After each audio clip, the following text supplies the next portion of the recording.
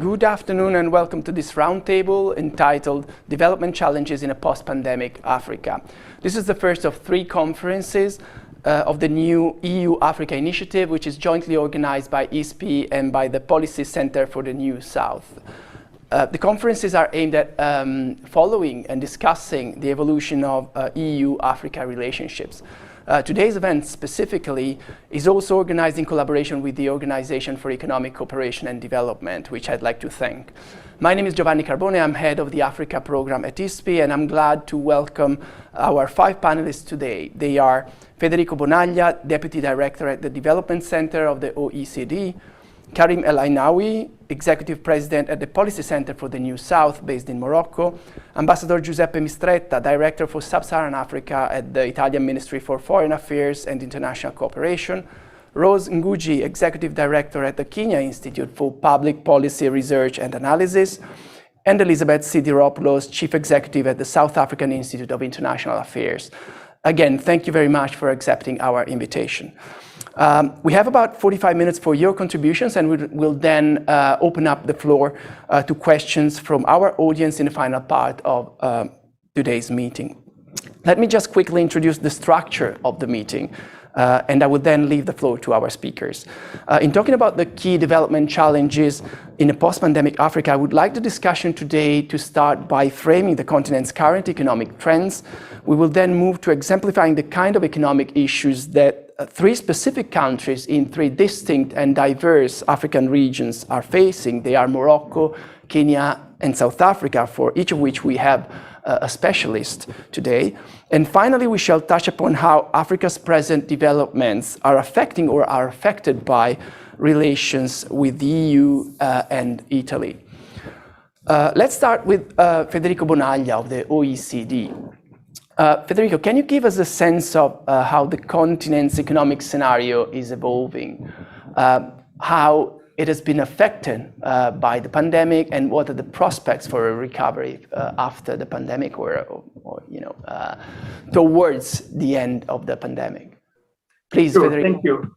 Thank you, Giovanni. And let me start by thanking ISPI and the Policy Center for the New South, for organizing this together with us, and it's an honor to be in a panel with such good friends and great experts.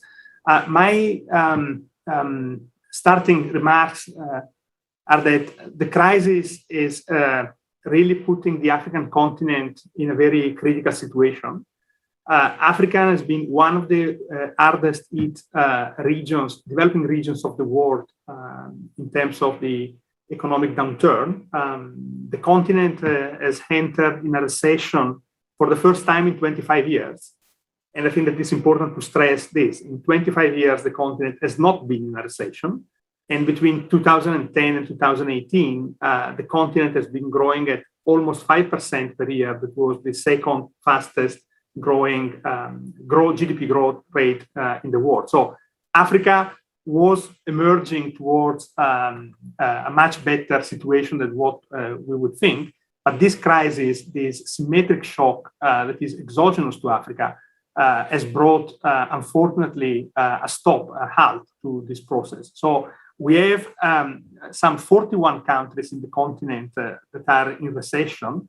And this compares to only 11 countries that were in recession during the global financial crisis of 2008. So you see the magnitude of the challenge here.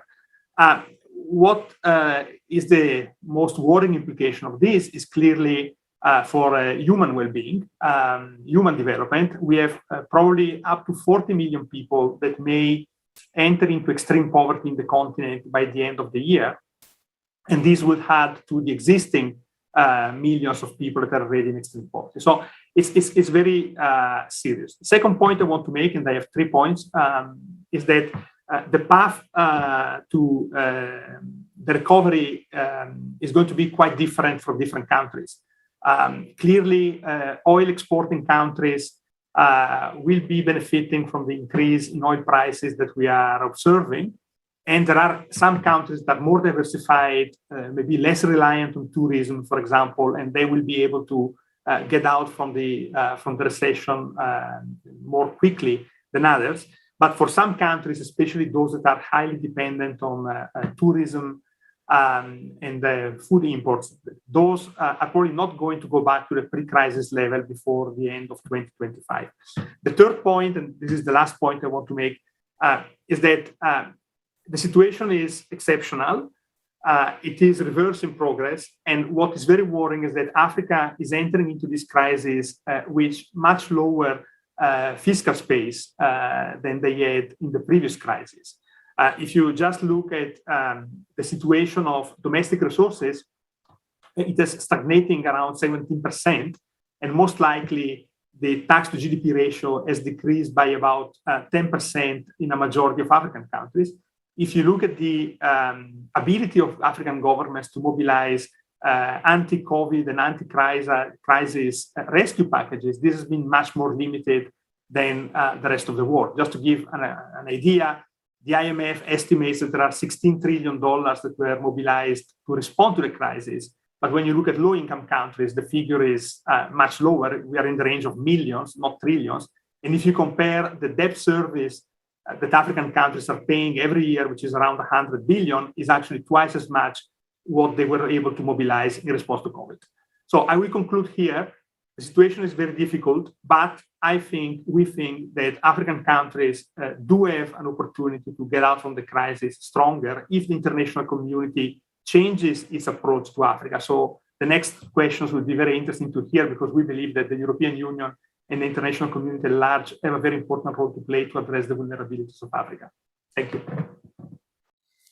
Thank you, Federico. In your starting remarks, in your opening remarks, you mentioned that there are differences among African countries. This is pretty obvious. There's 54 countries on the continent. So as I said before, what I'd like to hear from three of our other four speakers is something about the specifics of what's going on, what's been going on in Morocco, South Africa, and Kenya. Let me start with Karim El Ainaoui, Executive President of the Policy Center for the New South. Karim, what about Morocco in this context, in the continental context, but specifically the national trends? How has it been affected by the pandemic? How is it coping with it? Please. Thank you, Giovanni, and pleasure to be with you all today. I think there are a couple of important things. I think there's a short-term management of the crisis, the reaction and how you manage it in short-term, the crisis. And let's just one figure here. Basically, when it was the hard confinement last year, Morocco was losing 3 percentage points of GDP every month. So basically, we closed down the economy for about 3 months, so that's 9 percentage points of GDP. So of course, now there's a catch-up as hardest measures have been relieved, and let's say we are back to some sort of normal life. And you have to notice that Morocco is the country that has most vaccinated in Africa. We are closing to 20 million people out of 35 million today, and Morocco just has granted the complete acknowledgement of the EU with its vaccine pass and its tests today. So I think it's easing things. But of course, the cost has been important. There were support measures in terms of fiscal policy, and in fact, like everywhere, I would say, in terms of macroeconomic management, exceptional measure of monetary policy, liquidity lines for banks, sort of heterodox monetary policy that has been in place for everywhere in the world. I guess Morocco has learned to manage that sort of complex balancing act in terms of monetary and fiscal policy. But in the end, today, like many other countries, I would say debt is reaching high levels, and the fiscal pace is sort of narrower. Although there are still important, margin of maneuvers because Morocco's public service requirement borrowing are mainly met by through the domestic market, and there's less dependence to international markets and to I would say capital flows. Although the tourism sector has been strongly affected, they're still sustainable, I would say, on the external debt front. So in a nutshell, this is in terms of the pressure on monetary and fiscal policy, it's there, and we will need to have an adjustment over the coming the medium term, particularly public debt, which is the case everywhere, including in advanced economies.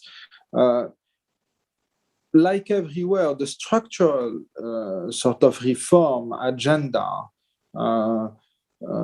is still there. Let's not forget, we tend to forget, but and it's true for many African countries. I mean, addressing poverty, providing social protections to a larger chunk of the population, building more innovative economies, creating jobs for the younger population are still on the agenda, and they will be back on the agenda, I would say, very soon, with important pressure on the government to deliver. There are interesting reforms in the making, expanding the social security coverage to all the population, which is on the agenda in Morocco. So having more efficient social safety nets. I think this is one thing that everybody has discovered in a way. We're rediscovering the whole of the state, the importance of the state, and the state that can protect, that can provide public services. For some time we either took this for granted, either just for ideological reasons, just dismissed that.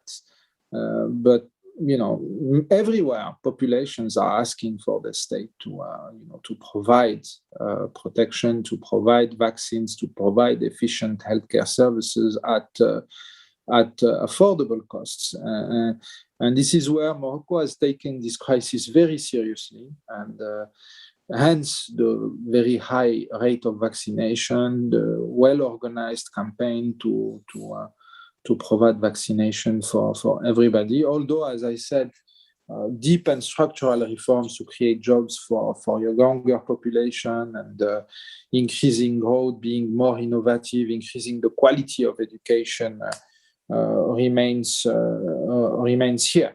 And let me conclude on one point for this first set of comments. I think there is another very important dimension is the climate transition, which in a way this crisis has been in its own way, brought to the forefront of the agendas in many countries and at the global level. And I think this has to be taken very, very, very seriously. And Morocco is doing, trying to develop a very interesting energy mix through particularly solar energy and wind energy, and of course the discussion we're having with Europe, the carbon border tax adjustment mechanisms, and the whole moving sort of debate and discussions on that, and with all the I would say the difficulties. But this is something that policies will have to tackle in the near future, and I guess sooner than we may all think. And this is, if you look at the polls of under 25-year-old, it is something that is at the top of their I would say worries, and pressures from populations will increase everywhere, including in Morocco, for a more sustainable, cleaner growth model. So to conclude, Giovanni, the issue is really a complex balancing act to stabilize the economy and to have sustainable macroeconomic policies, as well as address structural long-term challenges that are still there and that are in a way, have not been really sort of solved or made significant progress since the financial crisis. And I guess Morocco is doing well in a way, remaining stable, etc., but still facing the same kind, of long-term structural challenges. Thank you, Karim. Let me turn to Rose Ngugi, Executive Director of the Kenya Institute for Public Policy Research and Analysis. Rose, kind of the same question to you concerning Kenya. How is Kenya's economic scenario evolving?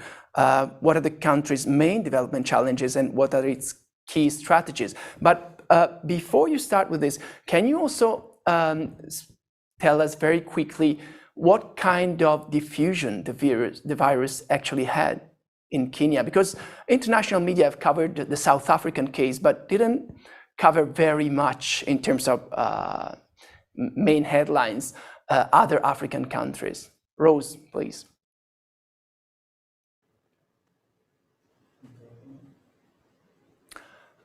Rose, you should open your microphone. Yeah.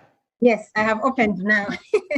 Yeah, thanks very much, Giovanni, and really appreciate to be here among very distinguished speakers. And just to start with, is to say that as a country, we've not been left out by the COVID, and at the moment, we are carrying about 4.2% of the confirmed cases in African region, and about 3.5% of cases of deaths in the region.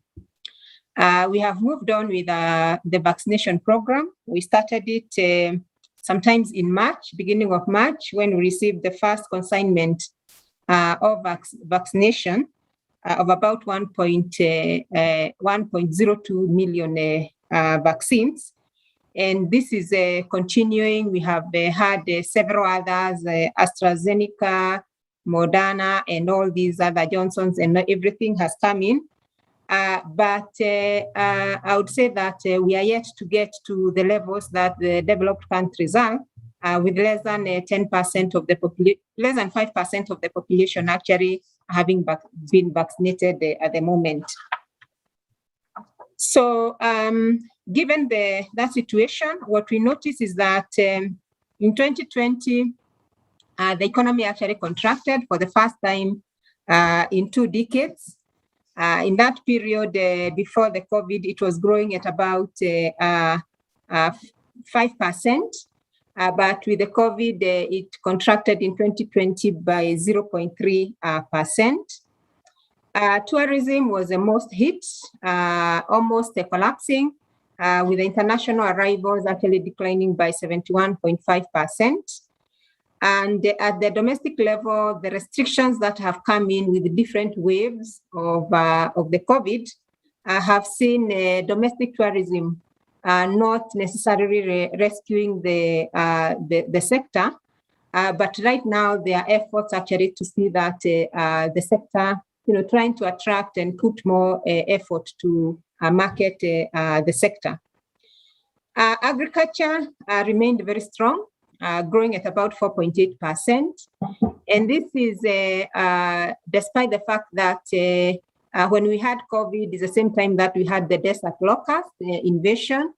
And right now, we have declared a drought situation because about 10 counties have actually been affected, which is also affecting about 2 million in population. Employment actually dropped by about 4.2% in 2020. And a significant proportion of the drop, about 74%, was in the informal sector. This is very critical for Kenya because the informal sector employs about 83% of the total employment in Kenya. So any shock to that sector means that a majority actually lose. In terms of poverty, we did an estimation and we found that in as much before the COVID, there had been an improvement. For example, between 2015-16, when we had the last Kenya Integrated Household Survey, poverty level was about 36.1%. We estimated in 2019 poverty to have dropped to about 28.9%. But now with the COVID, we estimated that the poverty has actually gone up to 41.9%, which means that it has almost wiped out all that we had gained without the COVID. This has therefore seen an increase to about 19.9 million people in poverty. Majority of them actually are in the rural areas. And all this is because of the disruptions in the labor market, and as well as, if there are disruptions in the labor market, it means that you don't have income. Either you have closed the shop and therefore you're not employed, or the fact that you are laid off because companies had to reduce their costs. With the COVID, the country also faced the same issue of fiscal. And so it actually went in for the DSSI to benefit from the debt relief for payments.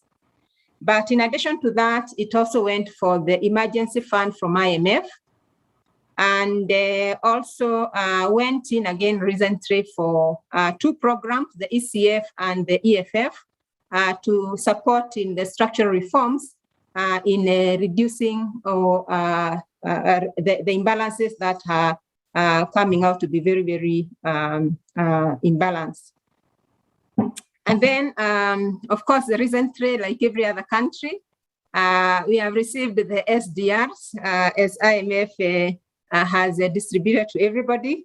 But given that we have just a very, very small quota of about 0.1%, it means that our share of SDR is actually very, very low. So what I would say is that, fiscal space has actually been affected. Revenues are not yet back to where they are supposed to be because private sector is still trying to get up. Fiscal demands have also increased because with the demand being affected, the only other element to increase demand is actually an injection from the government. Opening schools and ensuring that social distancing has to be made is the government. Health sector, where you have to deal with the cases of COVID, again, the government has to come in. And of course, the social, what are they called? Assistance that was also being provided is also an issue that one has to take into account. In addition to that, we have also seen that productivity is not back to where it's supposed to be.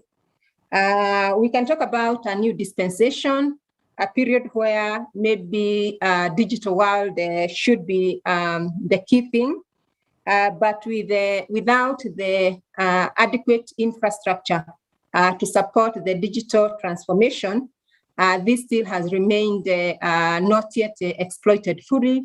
Everybody went into e-commerce. We are yet to get fully into e-commerce. There's very little that we are doing with it.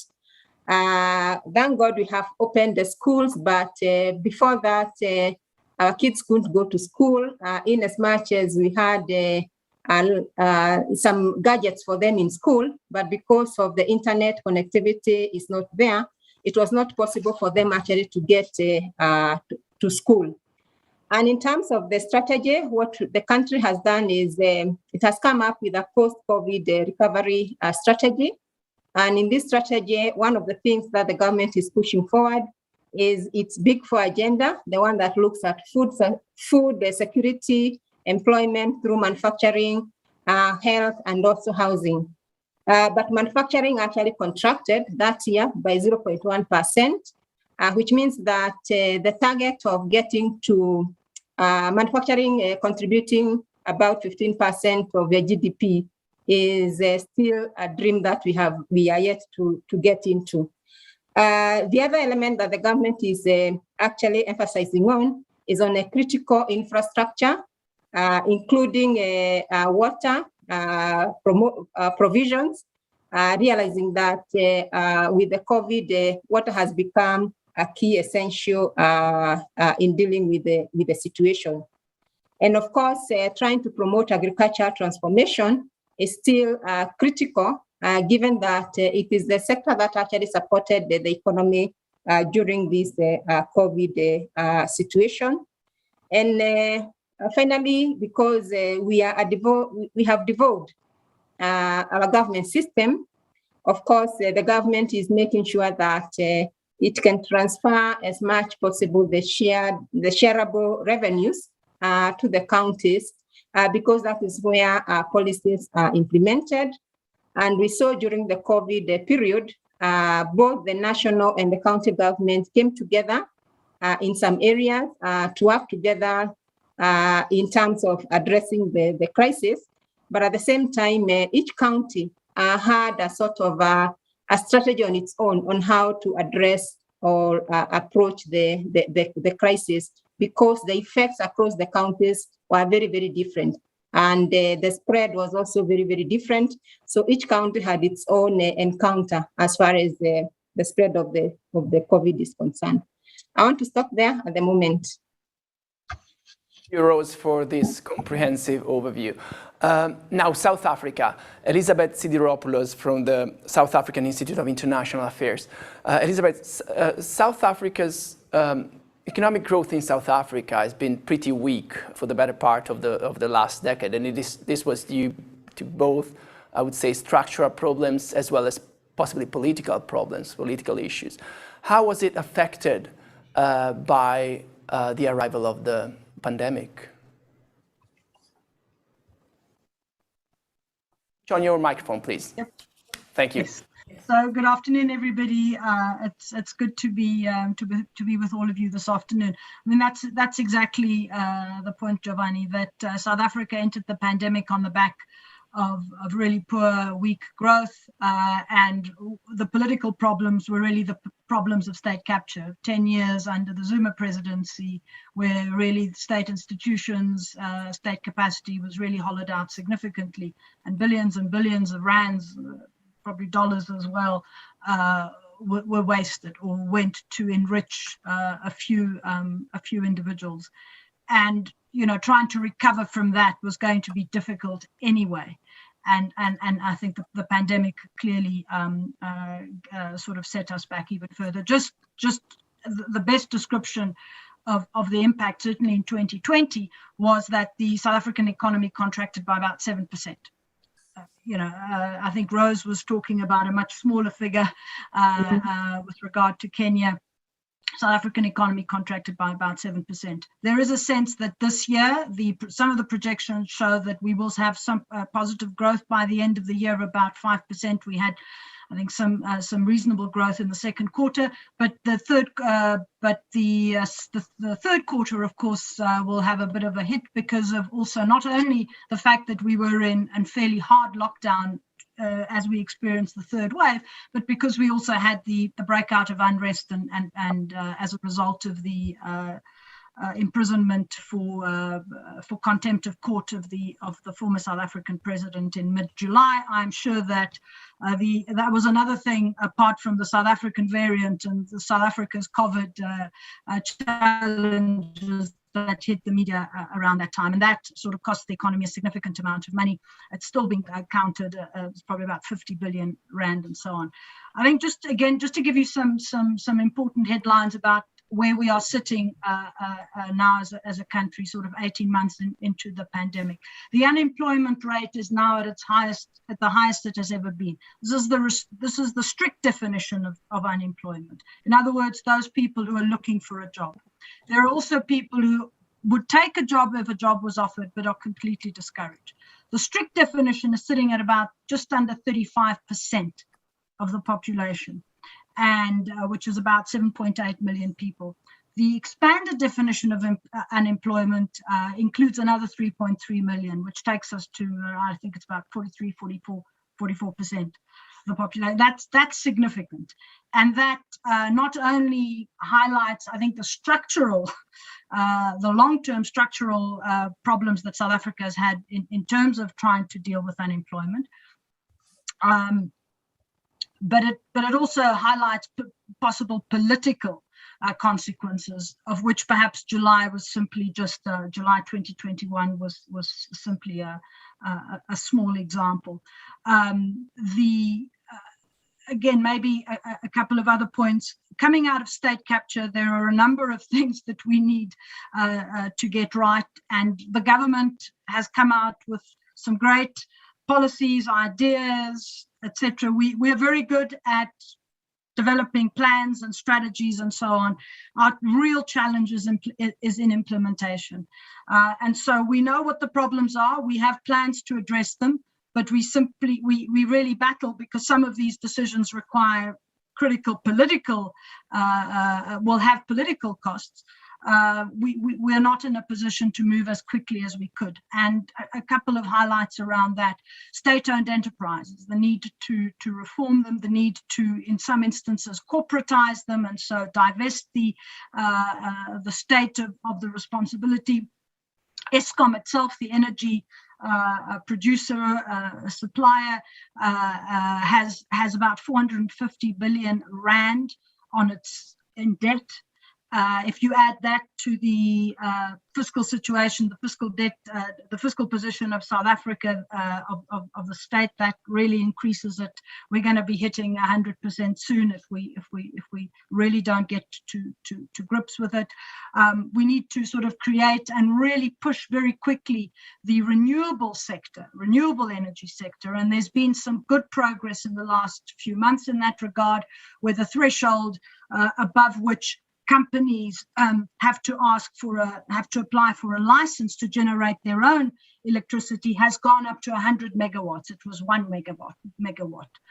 So that's really positive. The other thing, speaking to digital issues, is really the importance of releasing more spectrum to also create greater possibilities for the digital economy more broadly, 5G and so on. And we've been really slow with that. I hope that some of the hurdles, some of the legal hurdles that we've had in the last few months will soon be resolved. And then there is the big issue of how you create economic growth to be able to grow your domestic revenue, the points that Federico made, when you in fact have your key number of personal taxpayers is 6.3 million compared to the number of recipients of social welfare grants, which are sitting at 17 million. That disparity, which is widening, cannot continue ad infinitum.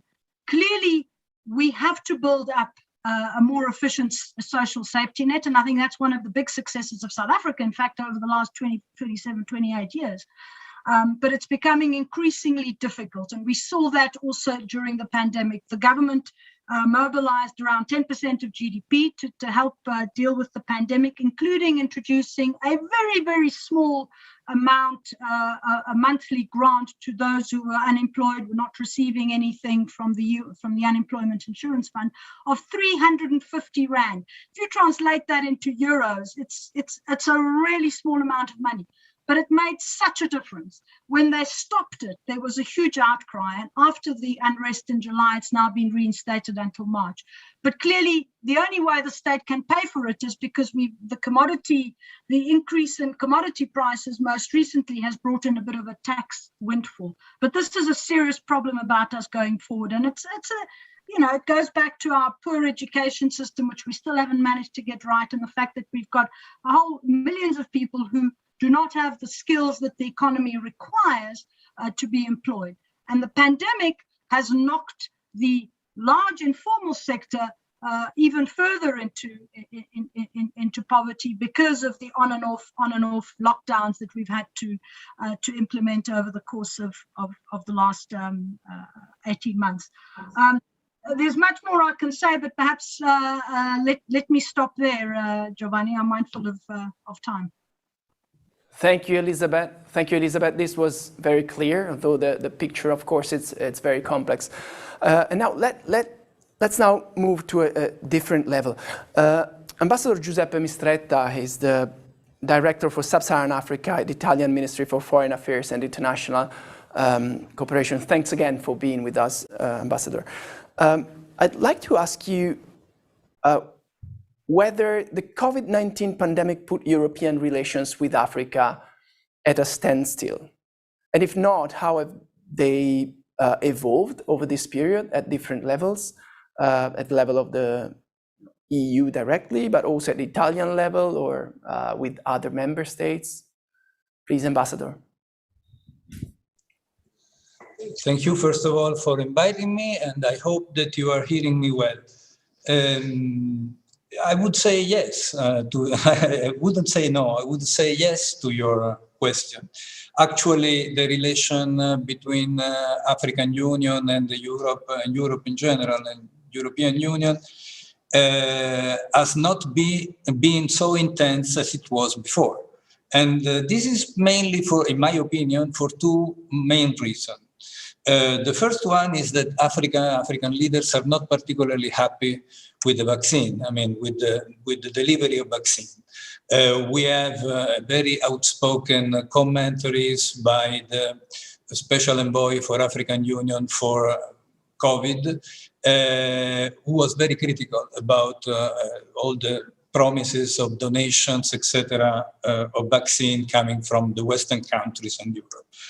And the second one is objective. I mean, it was impossible to travel. It was impossible to have meetings, and especially to have the important meeting, such as the summit between African Union and Europe, and also the ministerial meeting. Well, both have been postponed for months and months. And now it seems that at least by the end of 2021, we will have the ministerial meeting between the ministers of foreign ministers of African Union and the European ministers, in person, theoretically.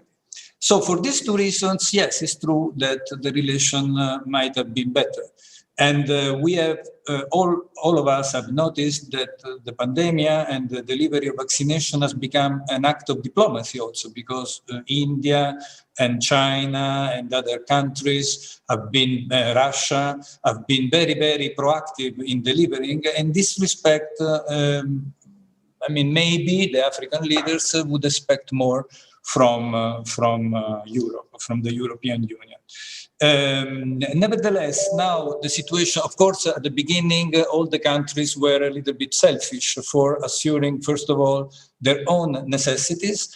And now it seems the delivery is going better. Nevertheless, only 2-3% of the population in Africa has been vaccinated. So I would like to underline, in my opinion, a very symbolic but important act that in any case, in relation to pandemic, has been signed and pledged by the European Union and by the Commission of the European Union, to which Italy gave stimulus because it was on the occasion of the Global Health meeting, G20 Global Health meeting in Rome. But I'm referring to the Commission of the European Union now.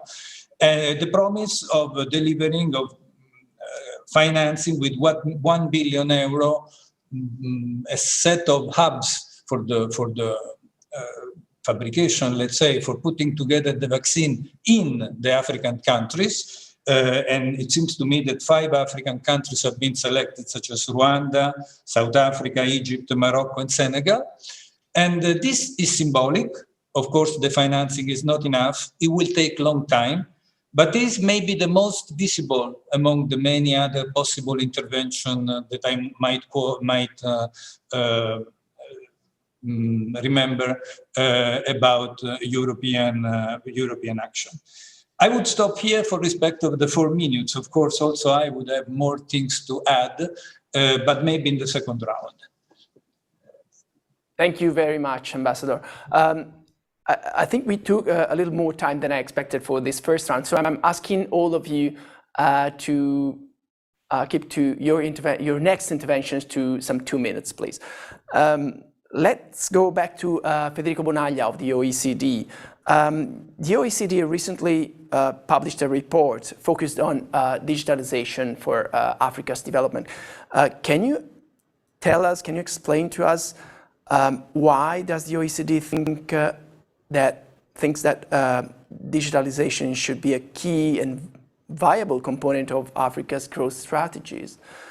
And also I would add, Is digitalization in Africa going to take a different form from the kind of digitalization we see in the West? Federico.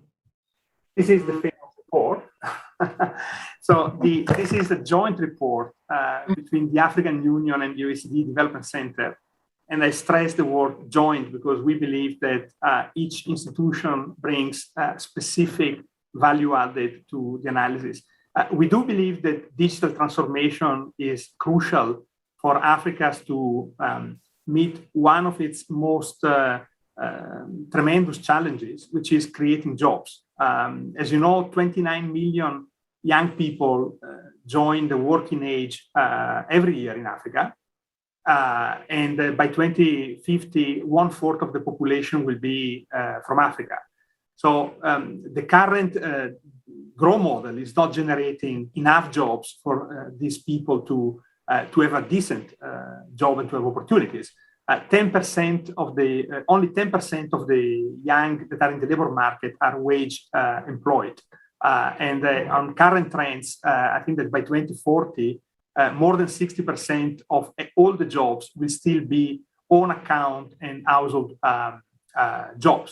So digitalization will necessarily be part of the solution and will probably be different from what we observe everywhere. And here, I would like to put a couple of numbers just to put things in perspective. Africa has made a tremendous journey in terms of digitalization. If you look at infrastructure, the inbound capacity of broadband has increased manifold times in a few years. The subscription to electronic money account is the highest in the world. There are 300 million accounts. The transaction increased by 30% last year. So there is a lot of dynamism that may not be seen from outside. Just a few days ago, one Senegalese startup was named as the first unicorn, getting a valuation of $1.7 billion. So there is a lot of entrepreneurial energy and spirit, but still there are phenomenal challenges, both in terms of infrastructure and in terms of digital skills. And what I would like to say is that, and I would like to thank Italy in this respect and the presidency of the G20, because the Italian president of the G20 this year has put the spotlight on one fundamental driver of transformation in Africa, which is the role of local authorities and intermediary cities. These are the cities that are driving development in Africa. 70% of the population will still reside in rural areas and intermediary cities in 2050. Still, only 1/3 of these cities are connected to a terrestrial broadband internet infrastructure. So we need to see, and I stop here, things in perspective. First, there is a huge need of creating jobs in Africa. The median age, we all know the number, is 19 years. So half of the population of Africa is 19. 70% of the population is below 30. The current growth model is not creating enough jobs. There is an enormous need of investment, public and private investment. And this has to be targeted to create an industrial structure that will attract further investment. Just a few months ago, in February, we had our International Economic Forum for Africa, and Tidiane Thiam, who's coming from the financial world, was saying, people ask me why not more foreign investment goes into Africa. And the reason is not because it's too risky. The reason is because there is not industrial structure to invest in. And so we need to change our paradigm and invest in industrialization in Africa. And this has clearly important implication for the digitalization debate. Today, I stop just with a number, Giovanni, and then we'll stop. Today, the proper digital sector in Africa only generates 300,000 jobs. So it's important to have diffusion of digital technology to other parts of the economy so that they can use the digital to create jobs. Sorry, it was a bit long, but thank you for the question. Please, everybody, we need to be brief. Since Federico mentioned the role of Italy, let me go back to the ambassador. Ambassador Mistretta, what has been the room for Africa in the under Italy's presidency of the G20? And also maybe very briefly, what are Italy's priorities with regard to Africa? I know that you have been directly involved in drafting the recent new strategy for Africa that was published by the Italian Ministry of Foreign Affairs. Please, Ambassador. Thank you. I really have to run because saying all these things in 3 minutes is difficult. First of all, we have a very important meeting held with the African partners under the G20 for foreign ministers, the foreign minister G20.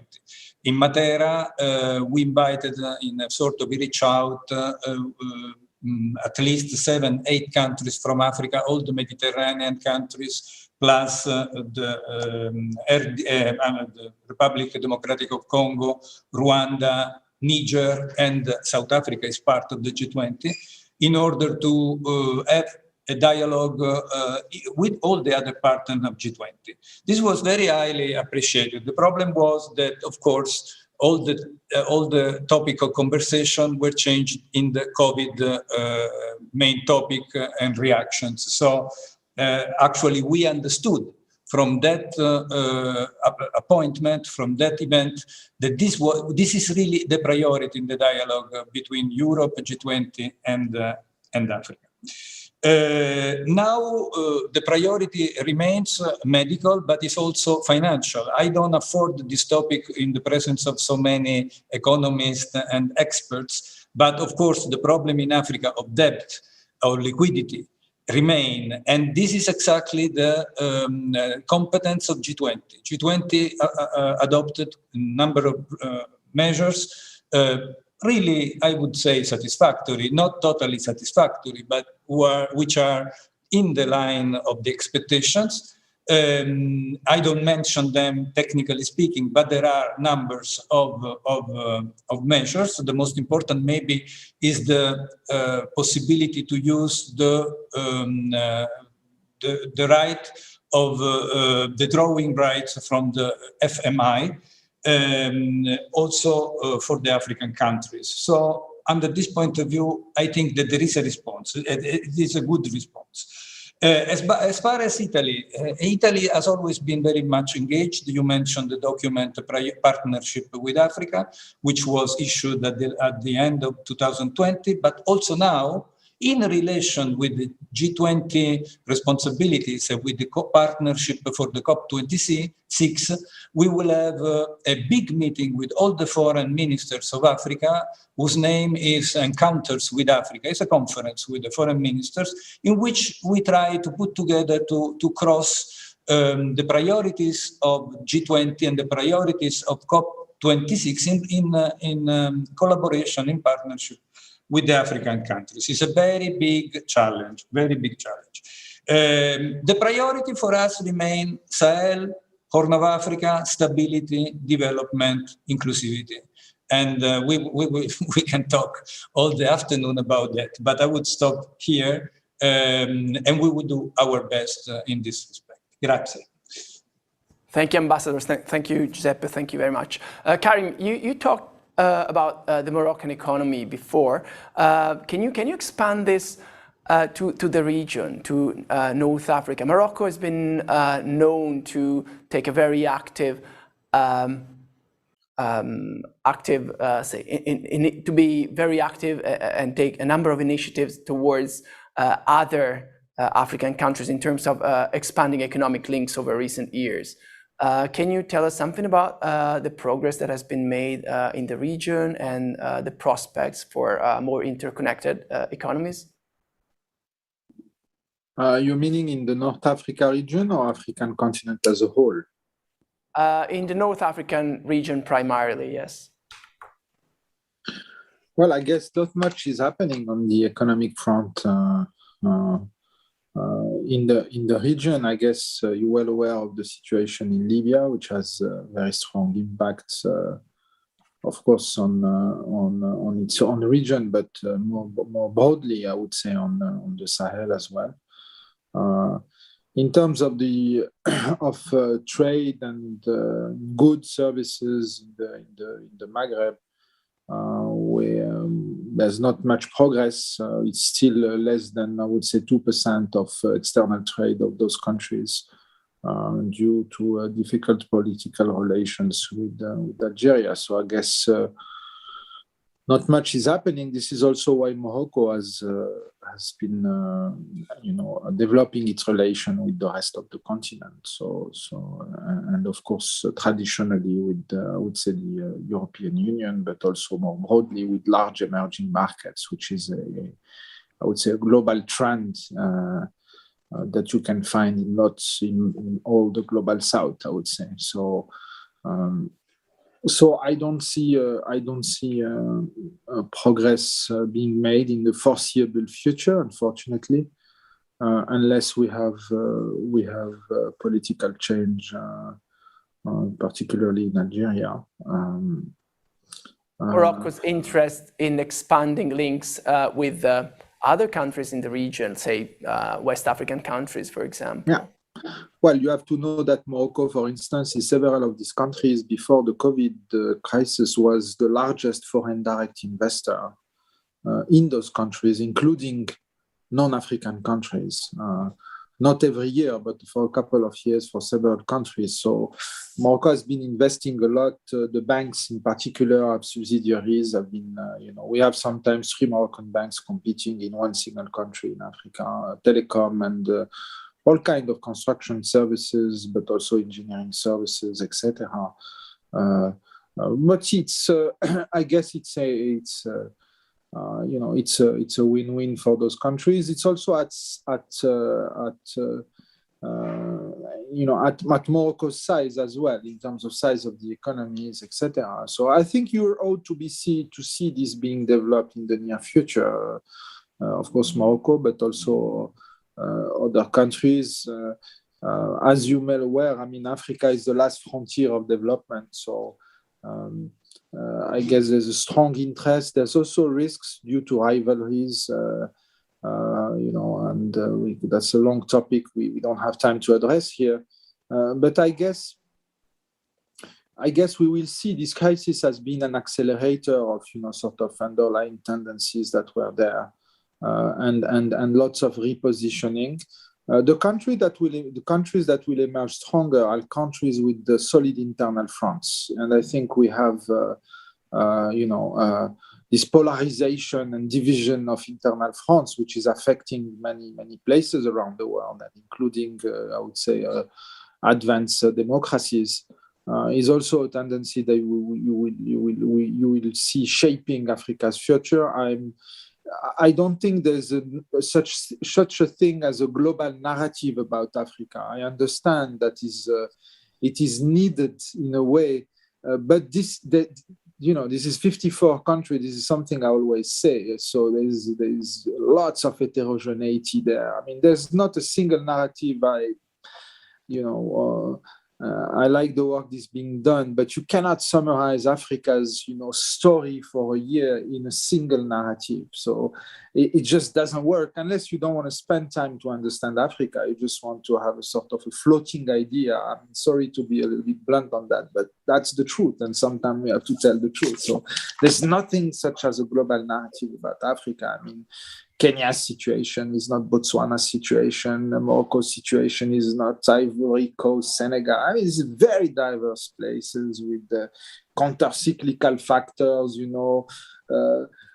regions that are integrated with themselves. So there's a lot of variety, but there are some common trends, which is, as we said, the macroeconomic challenges of managing debt, a younger population and jobs to be created for this population, the quality of education, also, which is something we share with many European countries. When you look at the PISA ranking, I mean, some European countries have challenges in terms of providing quality education for their children. So I would say we need to look very, very, scrutinize below the surface. And just to close on Europe and Africa, we understand that Africa, and here let me also be a bit direct and blunt. Our name is Policy Center for the New South, so I have to be, sort of a militant of the New South. I think Europe has been looking at itself for a couple of years. We understand why, the crisis, the greed, the financial crisis, etc. And I think I salute the Italian dynamism in sort of renewing with Africa. And there were some attempts by previous G20 leaders. But I think this is we need to take the time a step back to sort of redefine. Amidst the global challenges that are happening at the global level, the pivot to Asia, the China-US relations, etc., and that the natural partnership between Europe and Africa, as a close geography around the Mediterranean as well, etc., is something that we need to, you need to involve civil society as well. It's not only something that has to be cared about, politicians and governments. This is also has to do with the younger generation, and so something we need to find new ways of working together and cooperating. I know it's a bit vague, but it's it's a process that needs to be started. There are good news here and there, but it needs to be deepened. And I think think tanks and universities are here for that. Thanks. Thank you. I entirely agree with your point about the diversity of situations across Africa. And of course, this was the idea behind trying to offer short accounts of different situations in Morocco, South Africa, and Kenya. So Rose and Elizabeth, can I ask you to make a couple of points, very short points each, concerning the regions where the countries you have been talking about, Kenya and South Africa, the regions they belong to in terms of the current economic progress and prospects. Rose and then Elizabeth. Rose, please. Yeah, thank you very much again. For Kenya, I think I want to talk about it from East African community, but also to talk about the African continental free trade area. So one of the things that you'll notice is that when COVID started, we had our small frictions in the region. We closed borders, without very well harmonized approaches. But I think now we have settled on that. Under East African community, there is an ad hoc regional committee, coordination committee, which is actually meant to ensure that there is, for example, harmonization on COVID testing, and also on quarantine administrative procedures and the like. And this is actually helping us to see a way forward in terms of managing the crisis. I would also say that there's been quite a good attempt across the region in terms of vaccination, but it is yet to pick up. We are happy that Tanzania has actually also joined in with the vaccination. Because previously there was a very different ideology across the region. The other aspect to also mention is the fact that there is very good trading across the region, and Kenya actually its major trading partner is East Africa community, including Uganda and Tanzania. Even when you look at the total trade, with more than 10% actually of the total trade going to Uganda. It's a major market for Kenya. However, when it comes to manufactured exports, they have gone down in the region. And the reason why they have gone down is because each of East African community, they are sort of developing their manufacturing sector. And therefore, they're taking care of what I would call the low technology industry, whatever they are getting from Kenya. And so Kenya is now challenged actually to move up the ladder, either to medium or high technology productions, if it has to maintain its share of manufactured products in the region. The other element also to comment on is the fact that we are still on the path to monetary union for the East African community. And the target is that in a few years, maybe in another 2 to 3 years, 2024, we should be having a single currency in the region. Whether we achieve that in time is something that we are not very sure. Kenya is a member of the UN Council. Just one. Thank you, Rose. Yeah. Just one. Kenya is a member of the UN Security Council, so it has a major role to play actually in keeping peace in the region. Thank you. Thank you very much. Elizabeth, please, a couple of minutes for you. Yeah, I think the first point to make is very similar to what Rose said, which is clearly, certainly during the lockdown, there was a great deal of coordination. Initially, lockdown, borders, hard borders, etc., which affected some of our neighbours, because a lot of the products, of course, came through South Africa, and issues around food security and so on. But I think over the course of the subsequent months, an attempt to both harmonise in terms of testing and so on, as well as in terms of logistics and trucks crossing borders and so on. The region has taken a hit, of course, economically, and let's not forget that we have Zambia within SADC. If I talk about SADC, which was, of course, the first country to default last year, they now have a new dispensation, and I think this creates opportunities for the discussions with the IMF and so on. We have an insurgency in northern Mozambique, which has also focused the attention of the region in the last few months, and that I think is a challenge because it has spread, although the insertion now of SADC troops and Rwandan troops has sort of stabilized the situation, but serious impact on civilians, and I think that's something that we have forgotten about. And then we have Zimbabwe, which has been in a challenging situation anyway for 20 years in terms of its economy, and I think which has taken a further hit with regard to the pandemic. Perhaps Giovanni, maybe if I can just, because I know we're running out of time, I'd like to make 2 points regarding Europe Africa, if I may. Right. Yes, very quickly, please.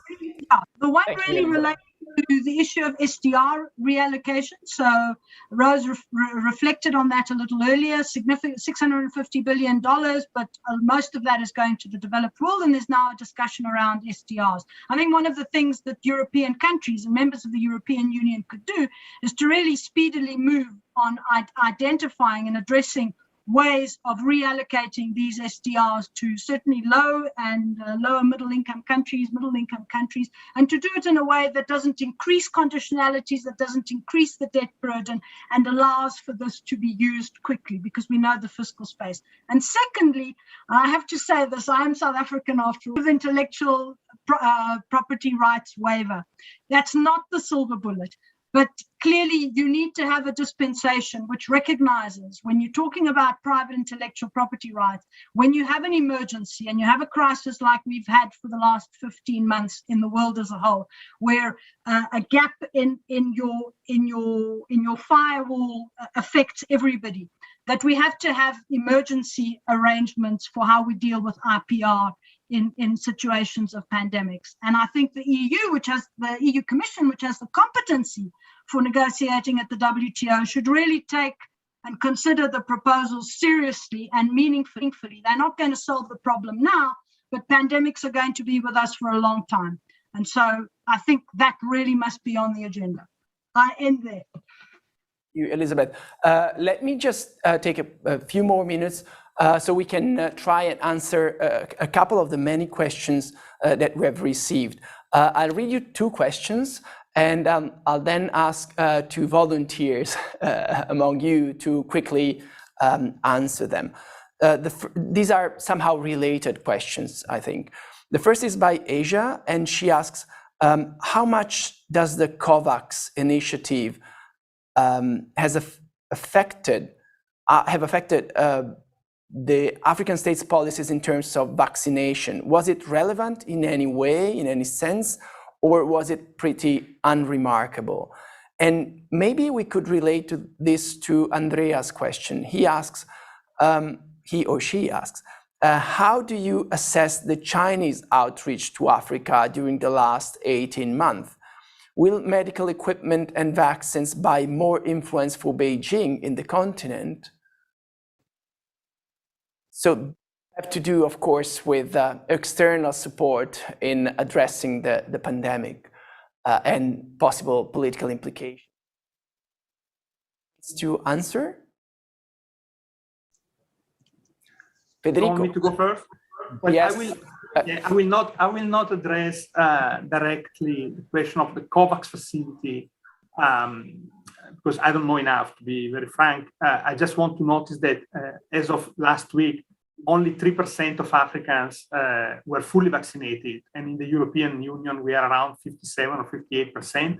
So I think that this speaks very loudly about the need of a more ambitious international response. And of course, there are initiatives and there are challenges also in distribution of vaccinations, but more needs to be done. But I would like to connect to the second point about China, but more generally about external partners. I think that this crisis has laid bare one thing that many of us have been saying for many years, that you cannot have sustainable development without having production structures in place, which does not mean that every country has to produce everything. But if you don't have a solid industrial structure in the continent and the integration that Rose was talking about, the Africa continent, Africa era is an opportunity to do that, you cannot address this kind of pandemics. It's ridiculous. Africa is dependent 94%, if my memory is right, on pharmaceutical imports, despite having capacities in South Africa, in Morocco, in Senegal, in other parts of Rwanda to produce. Despite having a textile and garment industry, African firms were not capable to produce masks and in a large scale enough. Masks or protective equipment. And they were relying on imports in a moment where many countries were shutting the door and saying, no, we need to keep those for ourselves. So I think that here we need a bit more of coherence in the international partnerships, because we cannot ask Africa to only rely on global value chains if then when a problem arises and a symmetric shock arises, the global value chains are not working. It doesn't mean that we need to isolate. To the contrary, we need to integrate, but this requires also integration within the continent, and the emergency in the medical emergency is an opportunity to build a pharma medical complex that will be to the benefit of the whole continent and to the benefit of everyone, because unfortunately the pandemic does not know any does not respect any border. There you go. Other reactions, Elizabeth? Just to add to what Federico is saying, I think what was remarkable in the last year was how initially we were really stumped, but a number of manufacturing hubs of companies in South Africa and in other parts of Africa were able to reprogram and to begin producing some of the material that was necessary, medical equipment and so on. And I think, that shows how there is resilience there, but we really need to build up. We need to be able to build up to scale. On COVAX, again, I don't have the details and the specifics. I think it was a great initiative, but it has not been in a position, as we have seen by looking at the vaccination rates in Africa, to actually meet all of the requirements, the need in developing countries. And it also was initially tailored in terms of the contractual agreements, really to focus on low-income countries, and the contracting around it really disadvantaged to some extent middle-income countries. If I recall from some of the conversations we had when we were doing an assessment of South Africa's response to COVID, looking at international relations, that was one of the things that came out quite strongly.